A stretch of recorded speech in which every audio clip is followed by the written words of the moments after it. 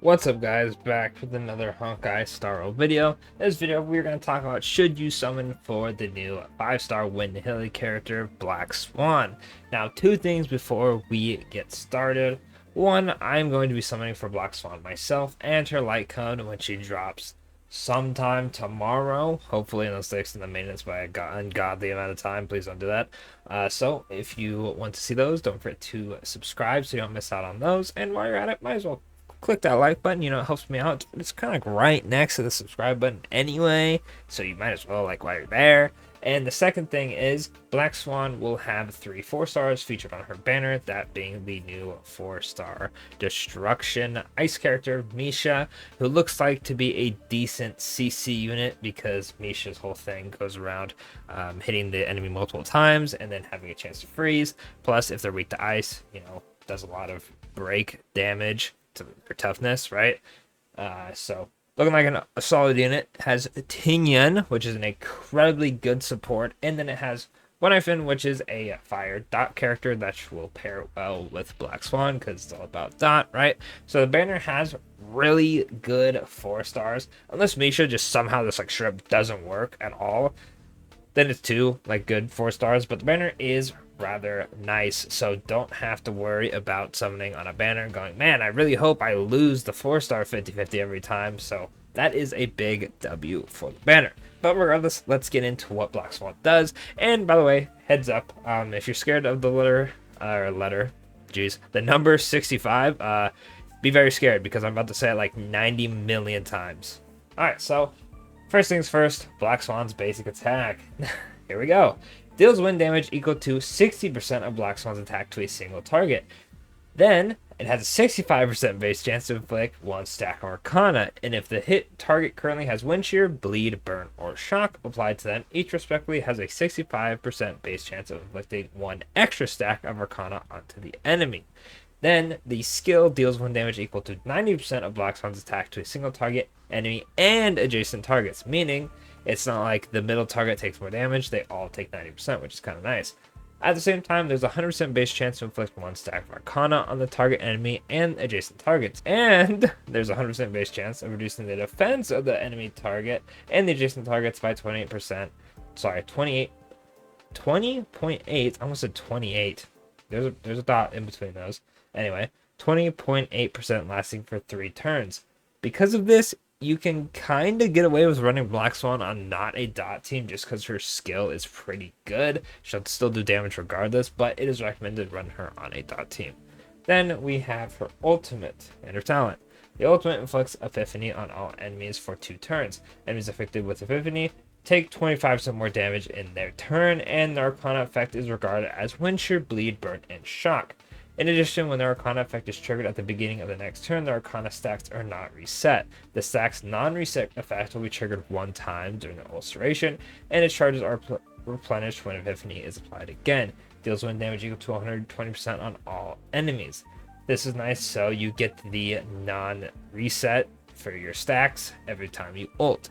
Then, her talent, every time an enemy target receives dot at the start of each turn, there is a 65% base chance, we love 65, to be inflicted with Arcana. While inflicted with Arcana, enemy targets receive wind dot equal to 240% of Black Swan's attack at the start of each turn. Each stack of Arcana increases this dot damage multiplier by 12%. Then Arcana resets to 1 stack. That's why the ultimate is so important, because it stops that from resetting. Arcana can stack up to 50 times. Only when Arcana causes damage at the start of an enemy's turn, Black Swan triggers additional effects based on the number of Arcana stacks inflicted on the target. When there are 3 or more, deals wind dot equal to 180 for attack on adjacent targets with a 65% base chance to inflict 1 stack of Arcana to adjacent targets. When there are 7 or more Arcana stacks, enables the current dot dealt this time to ignore 20% of the target and adjacent target's dot, or defense. I said dot. Man, that's a mouthful. A lot of stuff going on. Pretty much you breathe, the enemy gets Arcana stacks. More stacks equal more damage. Use the ultimate so the stacks don't reset. Pretty much how I got it going on. And then the skill lowers defense, which is nice. Then we have the technique. After this technique is used, there's a 150 base chance for each enemy to inflict it with 1 stack of Arcana at the start of the next battle. For each successful application or Arcana on the target inflicts another stack of Arcana on the same target. This process will repeat until Arcana fails to be inflicted on the target. For each successful application of Arcana on a target, its base chance of success is equal to 50% of the base chance of the previous attempt. Pretty much, you have a less likely chance to apply it every single time until it fails. So if you're like God's favorite human being on the planet, you could technically stack this up to 50 times, but that would be like win the lottery. Actually, don't win the lottery. Don't step outside because you might just be struck by lightning like 20 times over. But that is a pretty cool technique, I will say. Then we have the bonus traces. Increases this unit's damage by an amount equal to 60% of the effect hit rate, up to a maximum damage increase of 72%. To get this 72%, you need a 120 effect hit rate. That is quite a lot. Do keep that in mind. Then, there is a 65 base chance to inflict 1 stack of Arcana when a target enters battle. Every time an enemy target receives dot during a single attack by an ally, there's a 65% base chance for the target to be inflicted with 1 stack of Arcana, stacking up to 3 times during one single attack. This is why you want to run her with dot characters. Then, after using the skill to inflict an enemy that has Wind Shear, Bleed, Burn, or Shock, each of these debuffs respectively have a 65% base chance of inflicting 1 extra stack of Arcana. Then, the trace bonus stats are 28% to attack, 14.4 to wind damage, and 10% effect hit rate. All 3 of these are big W's. 1 effect hit rate for this ability there's my mouse right here. Wind damage, she does wind damage, and attack dot scales off of attack. And then we have her dupes. I never recommend going for dupes, but I'll go over them anyway. First one is while Black Swan is active in battle, enemies inflicted with Wind Shear, Bleed, Burn, or Shock will have their corresponding wind, physical, fire, or lightning resistance reduced by 25%. Then the second dupe is when an enemy target inflicted with Arcana is defeated, there's a 100% base chance to inflict 6 stacks of Arcana on the adjacent targets. 3 and 5 are ultimate basic attack, skill, talent stuff. 4 is while in the Epiphany state, which is the ult, enemies' targets have their effect res reduced by 10%. At the start of their turn or when they are defeated, Black Swan regenerates 8 energy. This energy regeneration effect can only trigger up to 1 time while Epiphany lasts, and this target count resets after the enemy gets inflicted with it again. Pretty much just ult to get the effect back. Then the last dupe for Black Swan, which is very pretty, by the way. When enemy targets get attacked by Black Swan allies, Black Swan has a 65% base chance of inflicting 1 stack of Arcana on the target. Each time Black Swan inflicts Incarna on the enemy target, there's a 50% fixed chance to additionally increase the number of Arcana stacks inflicted this time by 1. Overall, if I had to pick what dupe to go for, I think 2 is probably the best one to go for, because getting 6 stacks pretty much almost guarantees that you're always going to be getting the 7 stacks from her talent. So you get the defense ignore. Overall, Black Swan is a pretty strong character. Really quickly, let's go over to her light cone. If there's a white flash, I do apologize. Awesome, there wasn't. Her light cone is pretty good, right? Increases the wearer's effective rate by 40%. This is good because you want to hit for 120, which is going to be a bit difficult if you get bad rolls. Then, when the wearer deals damage to an enemy target inflicted with Wind Shear, Burn, Shock, or Bleed, each respectively grants 1 stack of profit, stacking up to 4 times in a single battle. Only 1 stack of profit can be granted for each type of dot. Every stack of profit increases the wearer's attack by 5% and ignores 7.2% of the target's defense. Getting all 4 will allow you to have 20% attack, and it will allow you to have 28.8 of the target's defense. Overall, pretty good and pretty easy, considering her ultimate makes it to where they have all of these, because it counts Arcana stacks as all of these. So you're pretty much set to go. This allows Black Swan to have effect hit rate in her light cone, which will help you reach her 120% threshold, and it gives her attack and defense ignore, so you're not just sacrificing a light cone to only have effect hit rate. Do you need her light cone? No, but this is going to be her best one, as it kind of gives her everything she needs to really function as a character. But like I said, you don't need it. You could just settle for the attack, or the Palo one. I always forget the name. I think it's Sleep Well, Sleep Tight, something like that.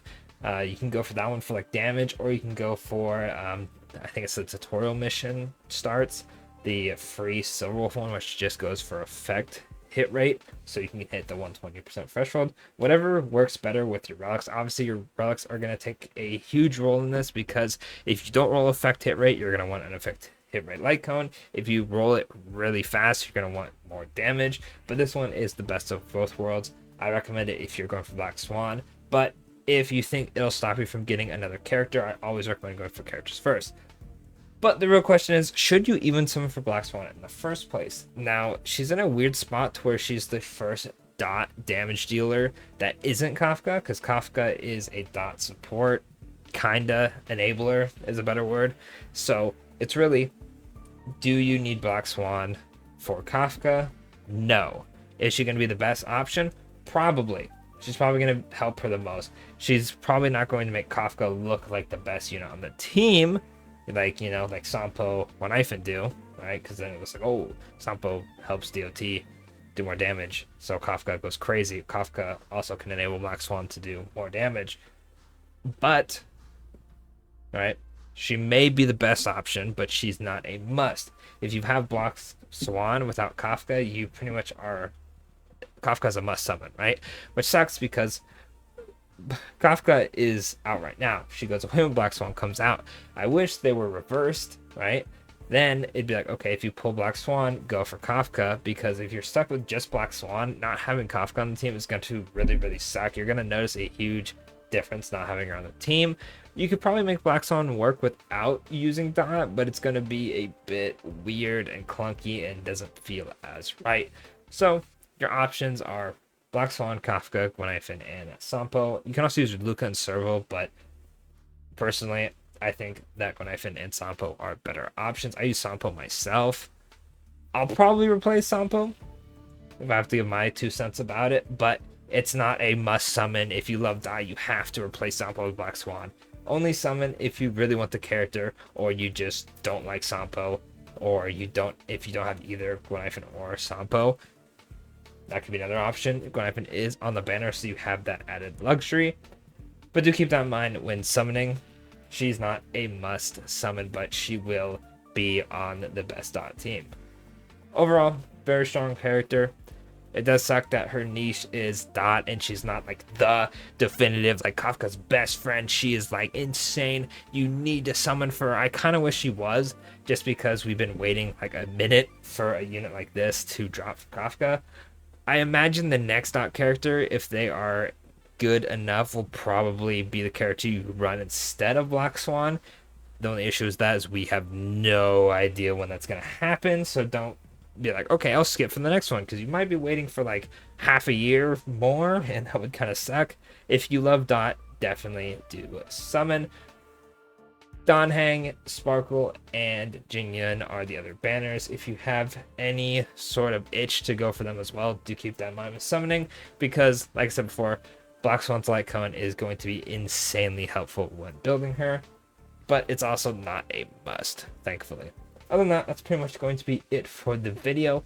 Let me know in the comments if you're summoning for Black Swan, if you're going all in for her and her Light Cone, if you're just going for her Light Cone, because I know there are some people who like to go for Light Cones and not characters. Very rarely. Are you going for the 4 stars on the banner? Are you going for her and Danheng? Are you going for just Danheng? Let me know in the comments. And of course, don't forget to like, subscribe, and I'll catch y'all in the next Honkai Star video.